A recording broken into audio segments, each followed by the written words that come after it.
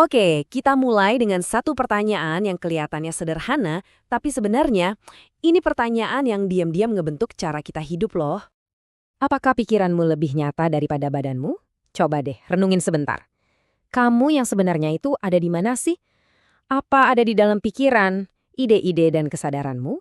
Atau jangan-jangan ada di detak jantung, di tarikan napas, dan semua sensasi fisik yang kamu rasain?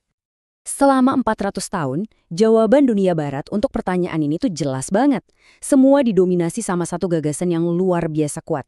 Gagasan ini ngebentuk sains, budaya, bahkan cara kita mandang diri kita sendiri.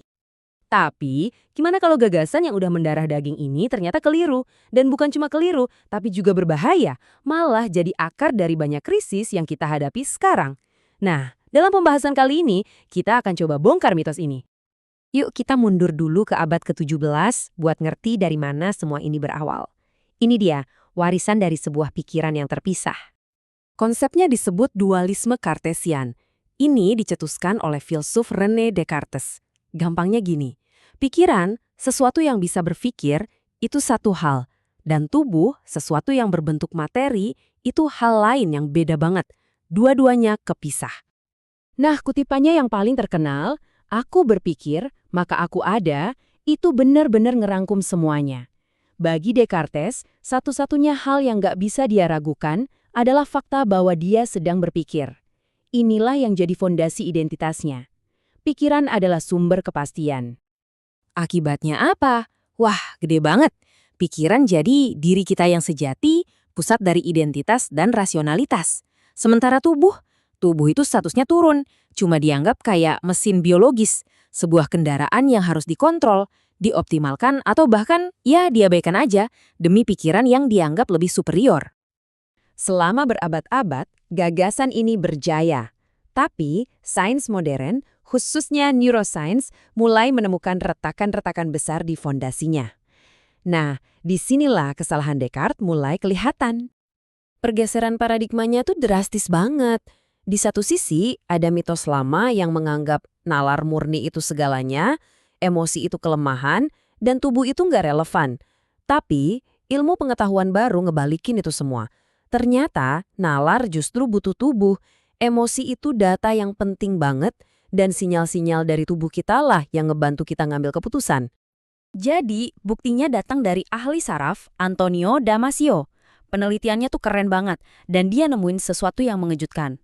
Pasien yang otaknya rusak sampai kehilangan kemampuan buat ngerasain emosi, ternyata mereka juga kehilangan kemampuan buat bikin keputusan rasional. Bahkan keputusan yang paling simpel sekalipun. Mereka bisa nganalisis masalah, terus-terusan, tapi nggak bisa milih.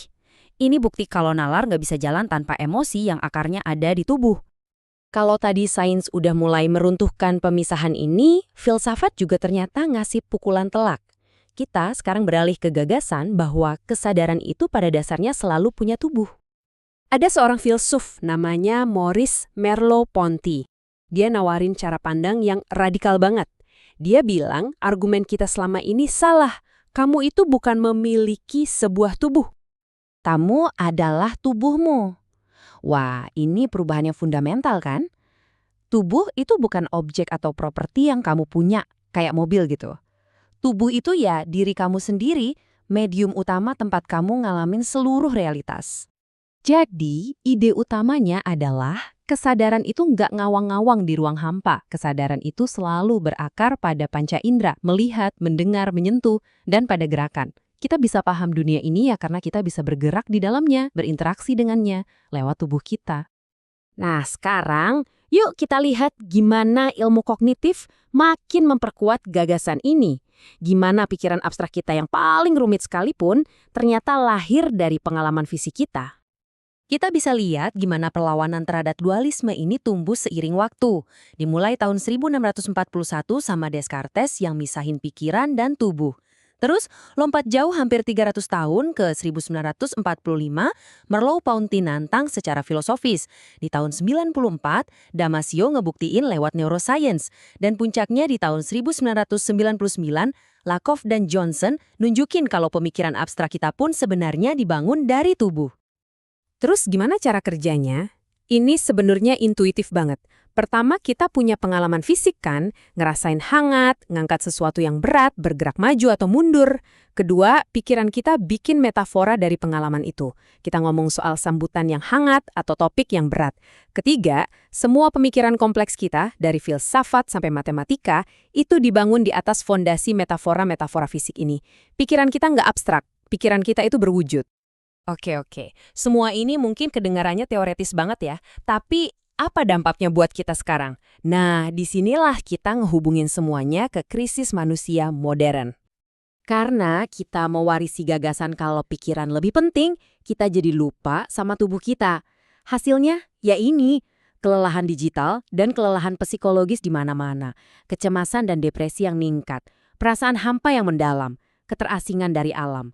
Dan yang paling umum, kita jadi memperlakukan tubuh kita kayak proyek efisiensi yang harus dioptimalkan terus, bukan sebagai rumah kita. Teknologi modern, sayangnya, bikin masalah ini makin parah. Di dunia yang isinya layar, kita jadi makin terputus dari pengalaman indrawi yang nyata.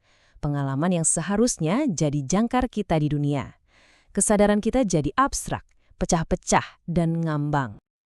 Jadi, inilah pergeseran pemahaman yang perlu kita sadari. Bukan lagi pikiran di atas tubuh, bukan lagi dua hal yang kepisah, melainkan pikiran dan tubuh itu satu proses terpadu yang saling mempengaruhi sebuah kesatuan yang utuh. Pada akhirnya, ya ini intinya. Jadi manusia seutuhnya itu berarti ngakuin kalau berpikir itu sendiri adalah cara kita ada di dunia, secara jasmani. Tubuh kita bukanlah penjara buat pikiran, tapi justru jadi syarat utama bagi setiap makna yang bisa kita ciptakan.